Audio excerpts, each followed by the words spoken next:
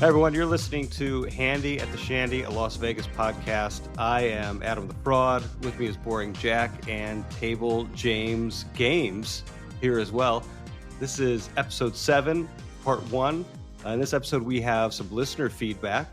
We have some griping, which is always a fun topic, as well as reading a video poker pay table.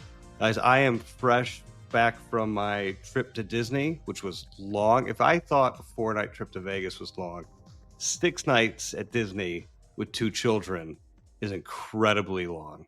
Well, we did 90 minutes on your trip report from Vegas a couple weeks ago. Yeah. Do you think we can get done with Disney in under an hour? I can do a tight 5 hours on Disney. We do a tight 5. I've heard Adam's tight 5 is not great. That's what I've heard on Twitter. No, it's not. Yeah, I decided to quit stand-up comedy because I couldn't make it. Even though I was never trying to make it as a career, so it should, Well, Adam, we generally wouldn't talk about a Disney trip report on a Vegas podcast, but there's a lot of things that we kind of tend to draw parallels between Vegas and Disney when we've talked about like why we enjoy Vegas or what is there about Vegas that has some mystique. So kind of what did you find, going immediately kind of back to back from Vegas and then to Walt Disney World? Kind of what did you find some similarities there? One, I was muted. One, I think that location like Vegas really does matter, especially depending on where you want to stay. And it can be pricey at Disney just like it is in Vegas. We stayed at a place called the Boardwalk Villas, which are like right next to 2 parks, which is great. You can just walk there, very easy to get to, but it makes things significantly better. And so it's something that I was thinking about for our Formula One trip, where before I was thinking it's going to be, for me, probably North Strip for a time and then go down to Cosmo with you guys. But I was thinking of my one Disney trip and then this previous Vegas trip was like towards the end of the trip after 4 nights, I just got smoked out. The energy at Cosmo was too high. Like I was just tired of the smoke. I wanted a break from the energy. So I've decided to change it to Park. And it's mainly because I know that there's going to be some after parties and stuff that I'll be at Park. I'm like, so I just want to be at Fontainebleau and now you're going to be at Park. Yeah, I was going to be at Fontainebleau, which is that's to me, I've never stayed at Park. I've stayed at Nomad. I have stayed at Fontainebleau, and I love it. And I'm willing to sacrifice what I think is a great quality room just to be able to stroll up at the end of the night to the room at 2 a.m. and not have to worry about fighting the mayhem potentially that's on the Strip after what would be the qualifying session. So it won't be as bad. It'll be several hours after, but just pushing 2 kids through Disney in 95-degree heat for 10 miles a day, it's just like, I don't want to walk anymore. And I feel like that's going to carry over well into November. So we're going to cover this on a future podcast, the planning for F1. But Jack, you and I we're going to be all the way back down at Venetian, right?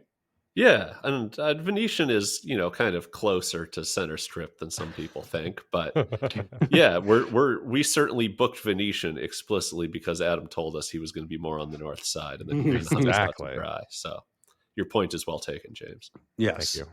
But I'm going to do a complete smoke-free trip where I'm going to be at Vidara for the final 2 nights as well. So smoke-free, a down vibe. That's really what I'm going for. So when we're texting you, hey, we're gambling at the Chandelier Bar, do you want to come join us? You'll say, no, I'm at the vice versa lobby bar. Yeah, absolutely. Vidara, not smoking. Right. No, I'm in there. What's the little the takeaway cafe? Yeah. I'm in there. Yeah. But yeah. And the other thing I realized, this is our 3rd trip in 3 years to Disney. Probably, but our most intensive one. Before, we'd only go for just a couple days. We'd be in Florida anyway, so we'd stop by. But I realized that after learning from the previous years and actually like watching Disney vlogs and reading Disney blogs, which I'm not entirely thrilled about, but I learned a lot and it was able to cut down on expenses quite a bit. And I think we're going to talk about this potentially in hour 2, but just kind of this idea of things being so expensive, prohibitively so for a lot of people. But I'm realizing like, yeah, we tend to, in terms of like accommodations at Disney, and for me in Vegas, I tend to like live it up a bit, but like moment to moment lunches, food and beverage, those kinds of thing. Like there are ways to do it that can cut down on expenses significantly if you plan pretty well ahead. And Disney, you have to plan literally like 60 days ahead for certain things like dinner reservations and stuff like that. But it reminded me of Vegas in that way, where if you know the routes, you know, kind of general things, you can have a relatively inexpensive trip. I think the one thing that kept sticking out was like the theming. I think we talk about theming in like Las Vegas casinos. I hear chatter online all the time about how people want theming kind of back. And I've even said that as well. But I kind of go back and forth on it now. I'm like, I don't know if people actually want theming. Is it something that they want? Like, yeah, do people want to, when they check in at the Luxor, have to get into a boat that takes them to their elevator? Or do they Right. want to like go to the elevator like a normal person? Right. So I kept going back and forth when I was out there. I'm like, maybe the theming in Vegas is kind of enough right now. Now, granted, I think Luxor made a huge mistake. Like, it's just like we have this crazy pyramid. Oh yeah, and by the way, on the inside, it's just like it looks like every other casino. After you get past the lobby, it's like you could be in any casino that you think of. But I think it gets overhyped a little bit with Disney, like the Disney hotels, because many of them are themed, but it's not over the top, with the exception of maybe like Animal Kingdom Lodge, which was oddly designed by the lead designer who's at Wynn now. Little factoid for you. Maybe like Polynesian, if people know what I'm talking about there. But really, the heavy theming is like the rides and the ride queues, and that's makes sense. And that's all under like Disney IP. They all know that. But like Las Vegas doesn't have a unified IP. Like they're all working separately.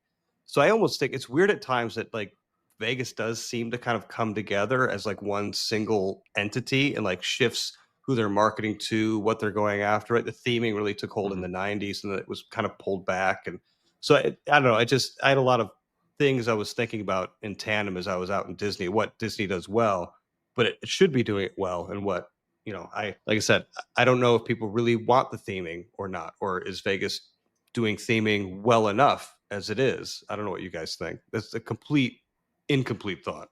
I am not into theming. Shocker, because I just want to go to a video poker bar and play.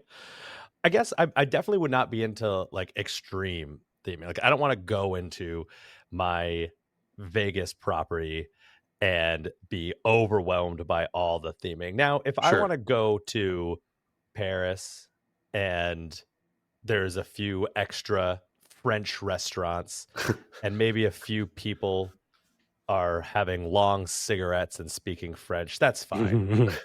But I don't want it to just be thrown down my throat as like, this is what the theme is. Well, right. And maybe that's just who I am. That's why I think the people that want the return to heavier theming want it. At least I'm just going to speak for random people on Twitter that I haven't talked to.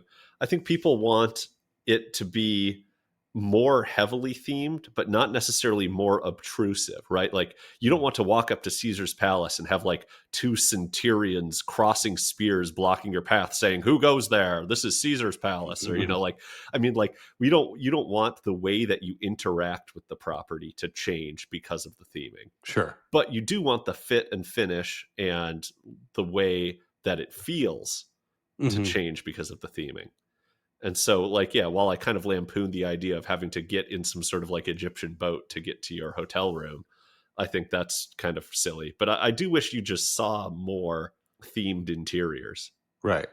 And maybe even like, I was thinking like, because they just opened up in Disney a new pirate themed bar outside of Pirates of the Caribbean ride, which, yes, like the servers don this kind of accent and stuff. And there's kind of these regular things. But I was also we got a reservation at the Oga's Cantina bar, which is in the Star Wars area, which was like cool, but it wasn't over the top. It was decorated like it. It had a droid acting as a DJ, which was just kind of funny, but it wasn't the interaction with the servers or, the characters, if you will, weren't over the top. It was very normal. Yeah. They use like different words for money and stuff. So they would say like it's X amount of credits or something like that, right? Which is very Star Wars based. Well, that's also what we do on this podcast. We're like, I hit a royal for 4,000 Republic credits. I told her that's industry chatter. Please stop.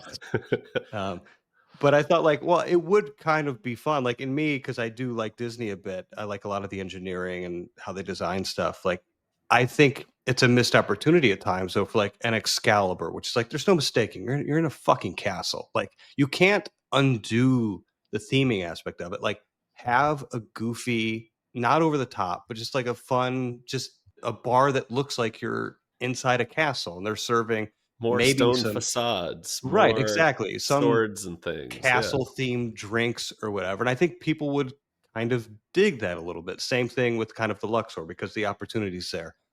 I think Paris does an okay job with what it is. And the other ones I don't really think you have to go any other route. I do miss Cleopatra's Barge because I think that was kind of like the last uh vestige of like a themed bar inside Caesars. But I think there's these kind of small opportunities there. I don't think we need a new themed hotel because I don't think that there's anyone really in Vegas that's primed and ready to design a themed hotel and do it well, with the exception of maybe Thomas Avery Lanahan, who's at Wynn, who's probably wouldn't Todd. leave Wynn, or Todd. Thank you. So, but anyway, that just got me thinking that we're not going to make this a Disney podcast. But if anyone likes or doesn't like themed hotels, let us know in whatever fashion you want to let us know. I have not spent enough time in Luxor or You probably Excalibur. have. I walked through it. You've spent enough time there. Yeah. It is just a vibe killer to be like, oh, I'm in this castle. There's a Buca de Beppo. It's like that doesn't fit. Like it just takes you out of it. Like I want to scale it. Like just be more fun. Like own what you are. And I think more people would actually want to hang out there. But instead, it's like we have this castle, and then once you walk the door, by the way, like it doesn't matter anymore. You might as well not be in a castle in the middle of the desert. It's just like I said, just a casino. Yeah. just a regular casino. So I'm in New York, and it doesn't smell like sewer. Like what's going on here? right. Well, that is the one. There is this like little back part to New York, where it's got like storefront stuff. Like it's just little passageway in the back that actually does look really good. And I remember in the back in the day, maybe I'm wrong. I was talking to my buddy Tony when we were walking through there. Like I remember like steam billowing up from the sewers back there. From the like subway grates. Yeah, as part of the theme. Oh. I don't think I'm wrong on this. I'm pretty sure that was happening. And like that kind of area looks really cool. And I do think that overall New York looks great theming wise. I think there's probably small areas where some of these places can step it up a notch where it's not over the top. But I certainly don't think that a new heavily themed resort is going to do gangbusters in Las Vegas. But I could be wrong. I don't know what even the next theme would be. Speaking of New York, on the last episode, you were talking about that you went on the little loop-de-loop roller coaster, and I had made a comment about how that would be really cool if that was, you get it for free if you were at a high enough tier for MGM. Friend of the pod, John B, responded to me saying that did used to be one of the it was a stated benefit. Perks. It was a benefit.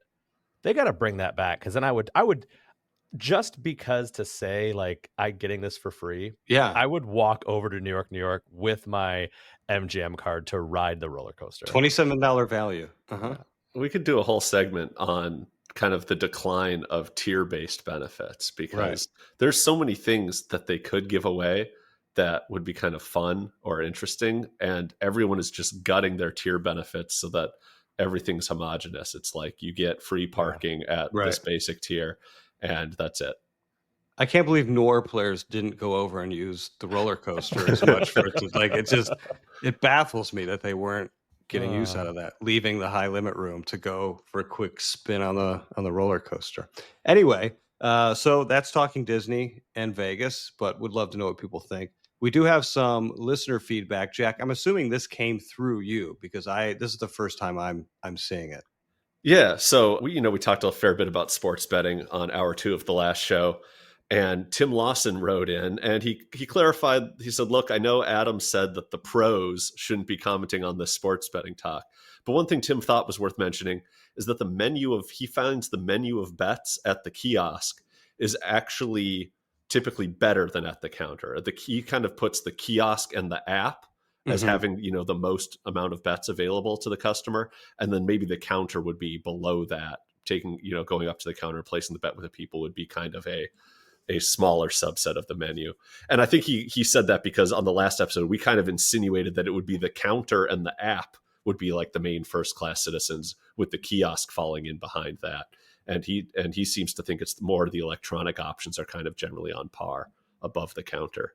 Yeah, I can see where he's coming from. I've never heard of this Jim Clausen person, but I think I was the one who I made that assertion, and I think I was speaking with a little bit of recency bias at Cosmo and the BetMGM kiosk, which to me, anecdotally, like I said, recency bias, the kiosk was terrible and did not have almost any of the player props I was looking for, whereas the counter did. And it's certainly the app, I think, is number one in terms of what it offers. But to his point, it's going to be casino dependent, app dependent. But yeah, app is probably usually number one in terms of what they offer. And the BetMGM kiosk was terrible in terms of what they offered when I was there, but maybe that's changed. He seems like he's a much more prominent sports bettor than we are. Again, I don't know who this person is, but I would say that for convenience and options, yeah, I think the app is number one. The only caveat is, and I think if you're betting at a decent amount, then this is old hat for you. But if you want drink tickets, going up to the counter is essentially a must. So that's something to keep in mind as well. But that's not me, and I don't think that's anyone in this group either. So I would also say that next time I would like to be on whatever committee it is that's allowing these questions to come through, just so I can screen them as well, especially when they're trying to correct me. That's important. I mean, we could add more work to your plate, Adam, and you could be the receiver of all feedback. Yeah, I'm offended that it didn't come through me first, is basically what I'm saying. Okay, yeah. Like, why go around my back to correct me? Even though you're right, it's just, it's slightly offensive. I have enough haters out there. I don't need another podcaster coming after me. Exactly. So speaking of haters, we got a email. You can email the pod at handy@theshandy@gmail.com. We got an email from one Table Games Kim, and I think that's her married name. But please tell she me this says, was actually an email. Oh yeah, we I got an love email, and she says, "I have a bone to pick with James on the topic of Caesar's properties. He neglected to mention their absolute worst offense: no glassware in the rooms. None. Not a coffee cup, not a wine glass, not even a crusty old rocks glass. I brought a lovely bottle of champagne to our, quote, upgraded room to celebrate with a friend, and we ended up drinking it out of paper coffee cups like peasants." And she says that through all the avenues that she tried, their solution was that you could just buy some glassware from the gift shop. That sounds And she right. says, for that alone, I consider all Caesar's properties completely devoid of a soul.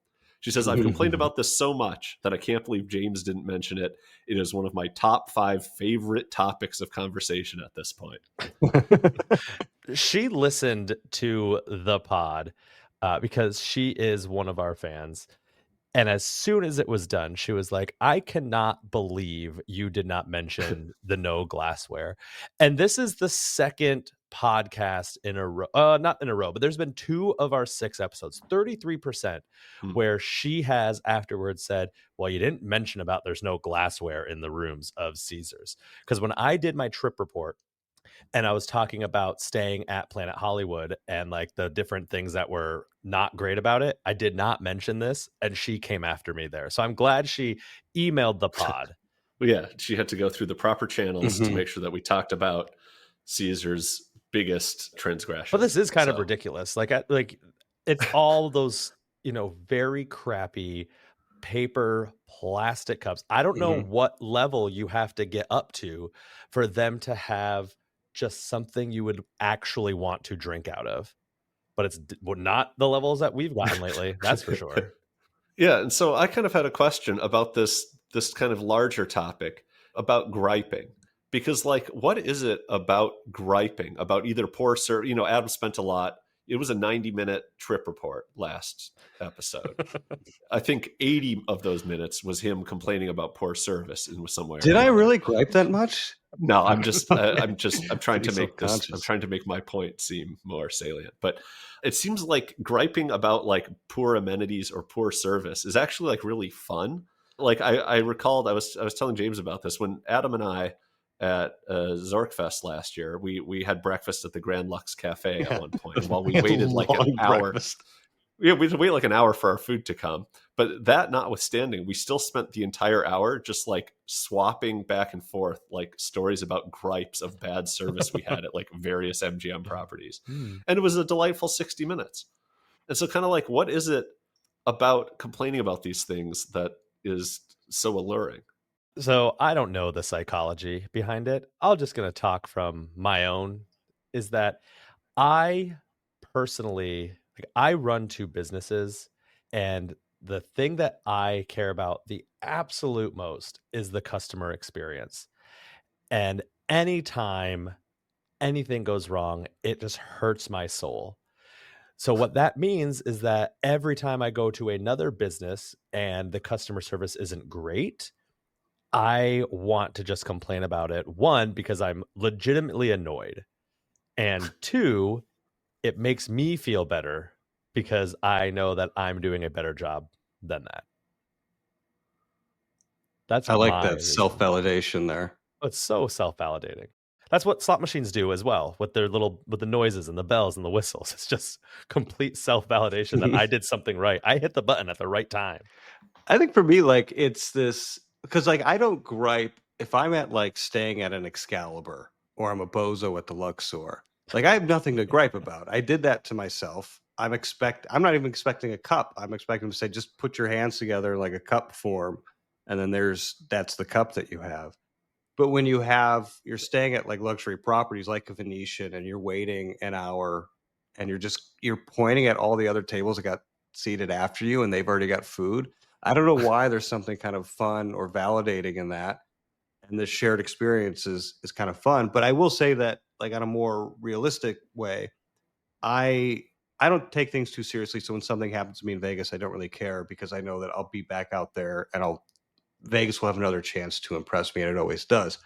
But I feel bad for people that vacation maybe once a year, like this is their big trip for the year, and they go through something that is unfortunate.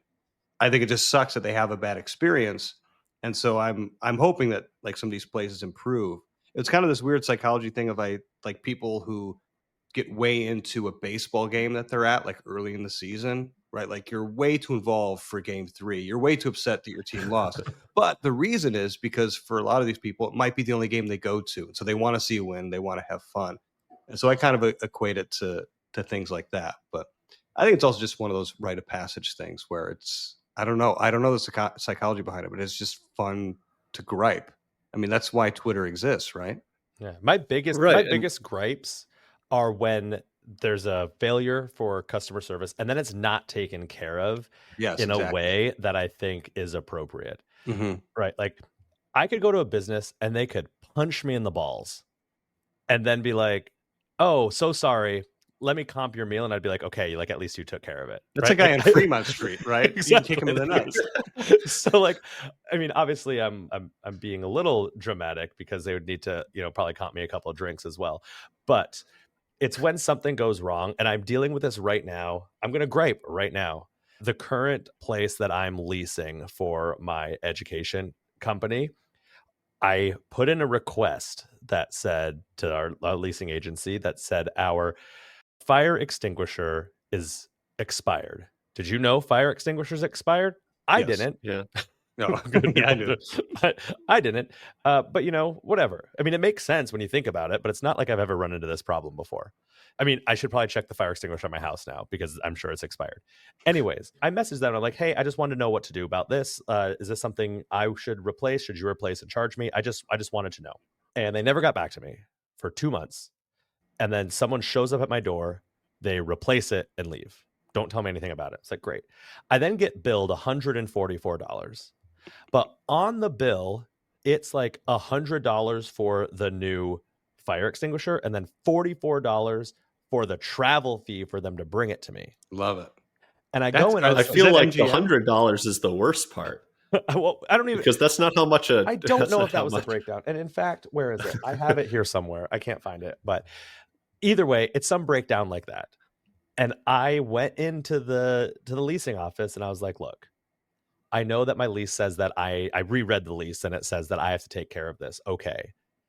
But if I would have known that you were going to send someone out and charge me, I would have just drove the 2 miles to where this store is and picked it up myself." And they responded back with like, "Thanks for letting us know. We're going to improve our communications next time." And I'm like, you should have just been like, "So sorry, here's $44 back." That's what really grinds my gears and makes me like, Like you could do something easy. You could give me $50 of your millions in revenue that you're making this year to make me a happy customer, and you didn't. That just pisses me off beyond belief. I'm sweating here He talking is about sweating. this. I mean, am sweating. I've had a similar instance in Vegas where like I was at Mirage and literally the ceiling was leaking, and I came back, it was leaking all over my clothes. And I called, I said, "Hey, this happened and it's happening now." And they're like, "All right, well, we'll send someone up to take a look at it." I'm like, "No, like get me out of this damn room. Like this isn't like I know what's happening. This isn't a mystery. Like this, like, and it's not going to get. You're going to send someone up to patch drywall, sand, paint, all of this, and then hope my clothes dry. Like, just I'm sorry. We'll get someone up to clean. Take your clothes and whatever, and we'll get you to a new room. We're sorry this happened. Like, but you're right. It's the response. But Jack, I don't know if you have any. You brought it up, and you've had no thoughts so far. Yeah, we've been monopolizing this, Jack. Well, I think I agree mostly with what James was saying, which is Thanks. even that even if we're not in the service industry and we don't run a business and we don't have to deal with customer satisfaction at any point, we've all at least done hospitality in that, like, you have people over, and so maybe you clean your house. Maybe that's the only time you clean your house, but at least you clean up a bit. And so when you go to like a hotel room that someone was supposed to have cleaned and it's gross, then you're like, this is the one thing I know you're not supposed to do, right? Like we can all be like little experts in the service industry, because some of it is just like about treating people with respect instead of just being like, "Hi, here's your keys." So it's really easy to figure out what they're doing wrong, I think is a big part of it. And I think another thing that I wanted to talk about here is that, like, griping also just kind of makes for good content for whatever reason. I think it was Jacob's Life in Vegas that did like kind of an A/B test where he put out 2 videos, one being like why everyone should stay at property A, and a video that was titled why no one should stay at property A, and with like similar thumbnails or whatever. And one of them got like 10 times as many clicks as the other. To no one's surprise, it was the negative one, like no one should stay here, was the one that got all the clicks. And I think it's because obviously things going wrong is more interesting than them going right. Like, I don't think that's like super controversial, but I think the point is that like sitting and complaining actually can make for like decent content. It's not just like, I mean, James's story notwithstanding, because that's really just a him problem, but otherwise most of us can kind of, get behind some of these gripes and stuff that we're hearing. And it turns into almost more of like a collective commiserating, where we're all sitting here listening to Kim talk about drinking champagne out of a paper cup and being like, yeah, this is like the time that, what the fuck? Like we're kind of all like, yeah, we can get in on it. It's like something, it's a team sport. Something happens to a guy like in line, but he's alone. So he has to like look back and raise his hands to the other people. Like, are you all seeing this? Like you need someone to help you process it. Yeah. Well, also, you don't remember all the times things went fine, right? Like, what's the number of times that you've gone to a breakfast and like it came out in a reasonable time and the food was just reasonable, and then you went on your way? Like hundreds. You're not going to show up and be like, "Oh, last time I was here, things were mid." Like, that's not going to be a good story. Right. Well, anyway, if people have gripes about our show, they can leave them at, what's our email address? It's handy at the shandy. Handy at the shandy. At gmail.com. At gmail.com. We've got a little call and response thing going on here. I like yes, that. we do. So if you have any gripes about the show, don't leave a review. Just send them there, and we will do our best to improve upon it. This isn't on our list when it comes to griping and listener feedback, but I did get a little bit on Twitter, kind of the question of, are we calling everyone who stays at the Luxor a Luxor bozo? And I think so. Yeah. Okay, I went the opposite way. Maybe I'm just nice and I'm keeping the peace. I said, 1, you can be a bozo from the Luxor and not be staying at the Luxor. Because you could just be, I did say that, I accept that. Kind of like, Jay Sarno said at Caesar's Palace, we're all Caesars. I think at least on this podcast, we're all bozos from the Luxor at heart. Okay, at some point. So I will go back to those individuals on Twitter and say, I am sorry. I have chatted with the committee, and yes, in fact, if you are at the Luxor, you are a bozo from the Luxor. I I mean, will do if that. No, that's if unequivocal. you're staying at Luxor, that's your default status, but you Got can you. also earn that no Mm, matter where you're staying in town. wonderful. And we mean this in the nicest way possible. Like I've stayed at Luxor several times, and yeah, I was a bozo on those trips, and I've been a bozo from the Luxor on several other trips when I wasn't staying there. That is true. So I'm glad you brought that up. That's an important clarification that we have. All right, so next up is how to read a video poker pay table, which is something that I don't tend to do, which I think grinds the gears. I actually loved the idea that you were like, the pay table could have been all ones. It literally could just, be. just you get your money back for any hit, and Yes. you were like, yeah, I'd play it. Because people ask me, well, what's the good pay tables here? I'm like, I barely know. I knew at one point, and then I've forgotten it, and I've decided not to relearn it until this very moment. But we're not going to go into all kind of the nitty gritty. And I say we're all not going to. I'm meaning Jack and James here. But Jack, this is kind of your topic. Do you want to kind of start and keep it at a high level for people who are maybe new to video poker and are trying to choose a game based on the pay table that they're seeing, or choose a machine based on the pay table that they're seeing? Yeah, I think there's a few things you need to know if you're going to try to walk up to a video poker machine and figure out which game on it is the best one to play, or even just like figure out, what the pay table, what the return is for a given game that you're looking at. And you do have to start with some knowledge. You can obviously just like look it up, right? Mhm. But I think the first thing you have to look at is kind of what pays are you expecting? And the main area you have to look at for any given pay table is how much return you get if you get a full house or if you get a flush. And those are always, for almost every game, the two main numbers that you're going to watch, or at least any jacks or better based game. Deuces based games or some more gimmicky games might modulate other things. But most video poker pay tables, the difference between a good one and a bad one, whenever we talk about that, all we're talking about is that the full houses and flushes pay more on the good video poker pay tables than the bad ones. And they almost never, I don't want to say never, but very rarely do values besides those two Mhm. get changed. On almost every game, 3 of a kind is 3 times your wager and a straight is 4. And if it's not, it's because that particular type of game you're playing doesn't pay 3 on a 3 of a kind, right?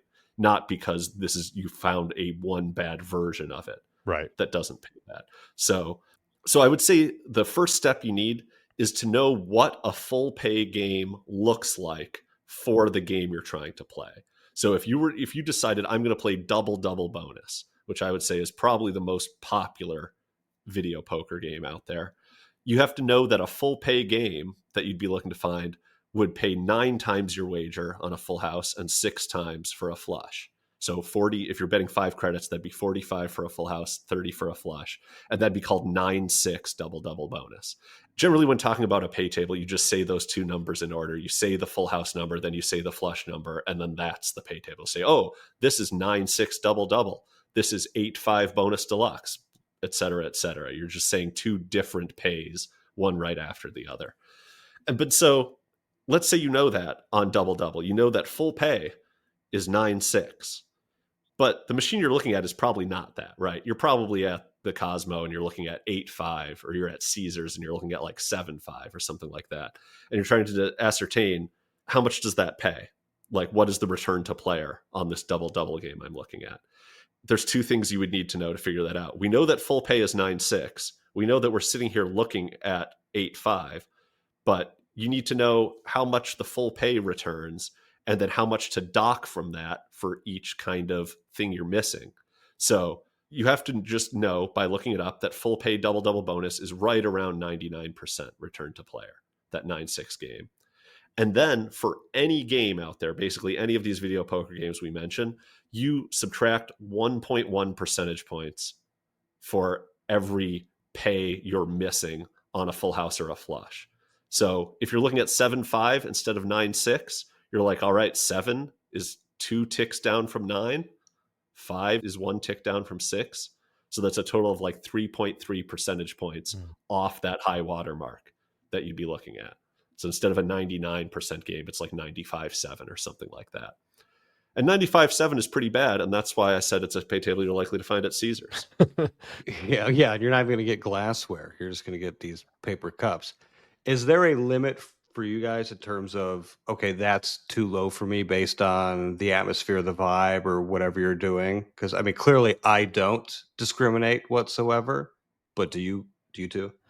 If I'm playing dollars, I won't go lower than 7.5 bonus poker, because I know that I can find that almost anywhere. Which is around a 98% Yeah, game. it was around 98. If I'm doing quarters and I'm just trying to like get a few drinks here or there, I'll go down to 6.5 bonus. I mean, it really depends. Sometimes if I'm legitimately just hanging out with people I like, so this would never be a situation with the two of you, but if I was like hanging out with people who I truly enjoyed, I would just pick whatever game and play. Shockwave. I have Shockwave for sure. No one knows what the Shockwave pay tables are supposed to be. No one. It's a mystery, actually. It's like an escape room. But yeah, for me, I find the cutoff to be around like 97%. And I've kind of picked that arbitrarily because I can find games like that. And it's really only the places that are really putting the screws to the players that are going below that. Yeah. So I've kind of picked that arbitrarily just based on availability, like in a different world where everything is 96 and then the bad places are 95. Maybe I'd be sitting here talking to you and saying like, oh, I play 96% and up. And that's really where I feel comfortable. So I don't want to say it's based off any hard data, but that's, it was a good line in the sand that I could draw, I guess. And when you're saying 99% payback or like 96.8, what exactly do you mean for someone who may be listening to this? That's like, what does that even mean? Does that mean I'm guaranteed to sit down at a video poker machine and like get that percentage of my money back? It'd be kind of a bummer if you were guaranteed to get that percentage of your money back, because then you would just, for every dollar, you would just lose a couple cents on every spin, and that would be all that would happen. That is a win for me, though. It's the average return. It's your expected value for every dollar wagered. You're expected to return 96.7 cents or something like that. Obviously, the variance associated with these wagers is also quite high. So, because someone might sit here and be like, "Oh, well, video poker, that's way better than a slot or a lot of these table games. I should definitely just pound through a bunch of video poker." But that sounds really smart. Whoever said that. Yeah. But there's two things that I want to make sure I point out to people. One is that huge variance, right? Like I have not had a Royal this year, and my spreadsheet of video poker losses is just, I am way lower than what quote unquote expected value would say that I'm supposed to be. And two, the amount of video poker hands I can play at the rate that I'm playing them is so high versus like lower limit slots or even like a table game. So my total expected loss is going to be much higher on video poker than my total expected loss, playing a table game that's, 90%, just because of the amount of money that I'm cycling through with that expected loss. Right. You shouldn't just put $100 into a video poker machine knowing it returns about 97% and think that means you're probably going to cash out with 97 of your $100. Right. Because that's not the way it's going to work at all. Your expected loss to the casino. We always talk about your theo, right? Your theoretical loss or your average daily theoretical loss, that kind of stuff. That expected loss number is all the wagers you make, all added up, then multiplied by the house edge. So if you hit that, if you're betting $1 a hand and you hit that button 2,000 times over the course of a few hours, right? You're now expected to lose about 3% of that 2,000, even though you only put a couple hundred in the machine. Right. You're still expected to lose about $60 on over the course of those few hours, right? So, and you can look up what you can expect to find at Las Vegas casinos at vpfree2.com. That'll give you kind of a good baseline of what the best pay tables are for your particular casino of choice, as well as the denominations. My only gripe with that site, I'll put that in the show notes, I guess. But my only gripe with them is they're actually concerned about like which games have good pay tables. And so like you can't just look up like, oh, what does this casino offer on this machine? Because if the machine is all shit, they won't list it. Yeah. And so as a result, if you're trying to figure out like, oh, should I go play at Planet Hollywood or at Paris? Which one will have a better version of the game I want to play? VP Free 2 will just be like, no, neither of them have a good version of that game, so we're not displaying anything. Right. So just to reiterate, so when you find out what kind of the best, I want to say the best version of the game, we talk 9-6 double bonus, 99%. That's kind of the best you can get, right? Yeah, you got to know like what does the 99% version of your game look like. Right. And so then any deviation of that, one tick down, we're expected 1.1% loss in payback, right? Yep. Okay, good. I'm just making sure that I'm clear. I'm taking notes on the side here, but I want to reiterate that for people as well. If you're looking for a good game, one thing that's kind of interesting is because they can only move the pay schedule in these large 1.1 percentage point chunks, then sometimes you kind of end up on one side of a line or another. Like you can imagine that they want all their games set around 97% payback, Mhm. but for one particular game, they might be having to pick between like 96.5 or like 97.6, Mhm. right? Because it's going to be on either side of that line by a big chunk. And so very often there's certain games that will either be the best game on the machine for this reason or the worst game on the machine. Mhm. And so it's not really worth going into which sorts of ones those are, but knowing where they start and where they start chunking those 1.1s down from can make you kind of find a sweet spot to find a good game sometimes. Yeah, and in the notes here, you talk about bonus poker a little bit, and the reason you put it on here, and I'll let you explain, is actually the reason why I chose bonus poker as my kind of variant of choice. Can you explain the kind of can't get worse idea behind bonus poker? Yeah, and I saw a tweet somewhat recently from John Mahaffey, who runs the Vegas Advantage website. He tweeted something out where he said 2/3 of the time, the best video poker game on any machine will be a bonus poker Mhm. game. I thought that was great because that's kind of what I've always thought is that very often I steer people towards bonus poker. And it's for the reason you said, is that it can't really get worse. It starts the 99% version of bonus poker, which starts like right around 99.2%. It starts at 8.5. So you get 40 credits for your full houses and 25 for your flushes. And there's not that far down to go from there, Mhm. right? Because they're not going to dip the flush below 5 or 25 credits in this case, because then it'd be the same as a straight and that'd be kind of They could off-putting. on me, but for most Yeah. people. And then same for the full house. They're not going to go below 6 on it or it'd pay the same as a flush, right? You at least kind of have to go 6, 5, 4, 3, 2, 1 kind of for those first 6 hands that you can hit there.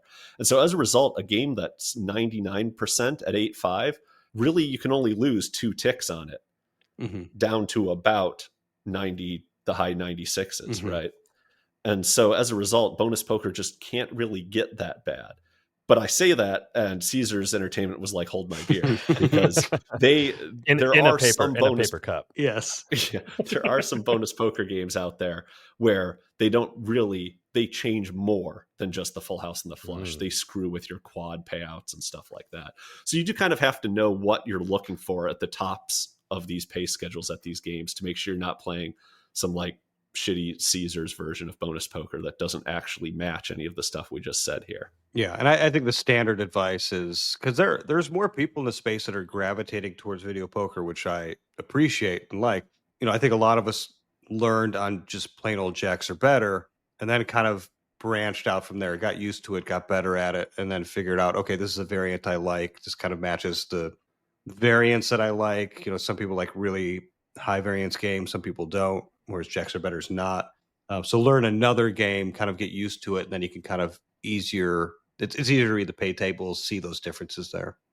And this kind of stuff, it doesn't really matter that much depending on how seriously you're trying to take video poker. Mhm. And especially because you would have to, if you were trying to find the best game on a machine, if you don't know the strategy for all the different games you'd be considering playing, Right. then it doesn't really matter if you find a good version of the game if you're going to play it at a bad strategy Yeah. and stuff like that.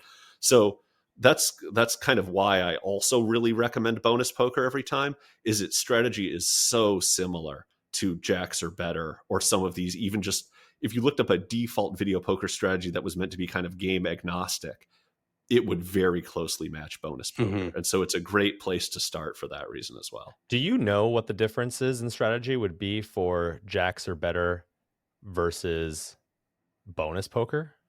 Yeah. So the differences are not actually based on the jacks or better bonus poker differences. I'm trying to come up with a succinct way to explain this. So basically, bonus poker plays enough like jacks or better that you would just look at a slightly worse jacks or better strategy, right? So the differences between full pay jacks at 9-6 jacks or better and full pay bonus poker at 8-5 bonus poker, the differences between those two optimal strategies would very likely also just be the difference between the optimal strategy for 9-6 jacks compared to 8-5 jacks. Okay. Right. So those two different versions of jacks or better, by virtue of one having a worse pay table than the other, would have two different optimal strategies. I would say that there's going to be very, very few and far between differences in a game like 8-5 bonus poker versus 8-5 jacks, or even 7-5 bonus poker versus 8-5 jacks. It's really that flush going down from 6 to 5 that changes it. Right now, this is probably not going in because it is completely uninteresting. Well, that's the thing is, I agree with that. Actually, I do think people would find this interesting. Maybe not all of the listeners, but some of them, the ones that have stuck around for 45 minutes. I agree with that. I was wondering if you, off the top of your head, knew what those different strategies were, because I have no clue.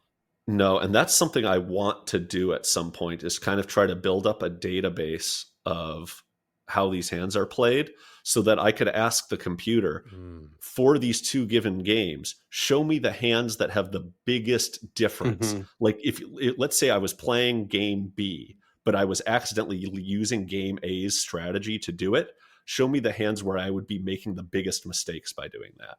I think having a computer program that could tell you that would be very useful. Yeah, I agree. But Difference it's in not EV, trivial to do quickly without a big database, I don't think. Yeah, you see that in like blackjack. What are like the commonly misplayed hands? Obviously, that doesn't make sense because there's not too many different blackjack variants. But I mean, there's probably several misplayed hands when it comes to these different video poker variants because maybe people are conflating strategies. But when you say play a worse strategy, I'm all ears there because I'm very good at playing bad strategies. So maybe that's why I default to bonus poker as well. I've heard the best strategy is to take your money out of the machine before you even redraw. That's a good strategy. It does buy you time. I'll say that. All right, last thing on reading a video poker pay table. You might think that all bets are off once you start talking about all these kind of like weird gimmicky games out there, like Ultimate X that I love to play, or Super Times Pay, or stuff like that. Actually, a good rule of thumb is that if you're looking at some of these gimmicky games, they're going to return as good or very often slightly better than the base game. Especially for these multiplier-based games. If you're looking at something and you're like, oh, this says it's like 6-5 bonus poker, but maybe that's actually really bad at this game, most of the time you don't have to worry about that. The gimmicky games are actually just slightly better for the player than their corresponding like straight-up games. Yet the strategy might be very different. Could be wildly different. You could be losing out from that. And that's talking video poker tables. I know I learned something, which is great because I just need to study up on this stuff more, because the number of times I go into a game playing blind, like all the advice good gamblers give to people of like, know your game and, you know, have good limits. I just throw all that to the wind and just sit down and kind of start playing. But I'm glad I got that reminder too, because I didn't know the 1.1% rule of thumb. So that's really good.